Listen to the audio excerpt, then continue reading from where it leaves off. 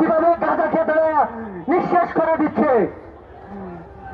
এই যেখানে সারা বিশ্ব অত্যাধুনিক মরণাস্ত্র তৈরি করছে, সেই অস্ত্র দিয়ে আমাদের গাজার ভাইদেরকে হত্যা করা হচ্ছে।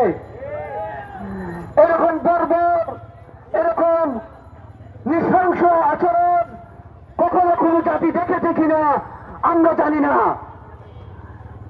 প্রিয় উপস্থিতি, অবৈধ কলোনিয়াল রাষ্ট্র ইসরায়েল কর্তৃক আমাদের গাজার ভাইদেরকে হত্যা এবং গণহত্যার বিচারের দাবিতে আজকের আমাদের এই বিক্ষোভ সমাবেশে আপনাদেরকে আমরা জানাতে চাই, আপনারা সারা দুনিয়ার মুসলিম এবং বিবেকবান সকল মানুষ একত্রিত হয়ে এই অবৈধ রাষ্ট্র ইসরায়েলকে আপনারা ধ্বংস করার জন্য একত্রিত হন।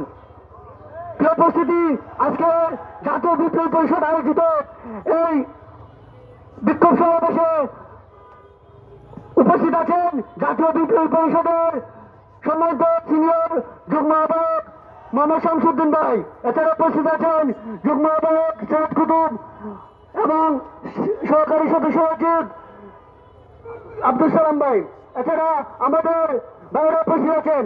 এখন বক্তব্য রাখবেন জাতীয় বিপ্লবী পরিষদের যুগ্ম আহ্বায়ক সৈয়দ কুতুব ভাই। আউযু বিল্লাহি মিনাশ শাইতানির রাজিম, বিসমিল্লাহির রহমানির রহিম।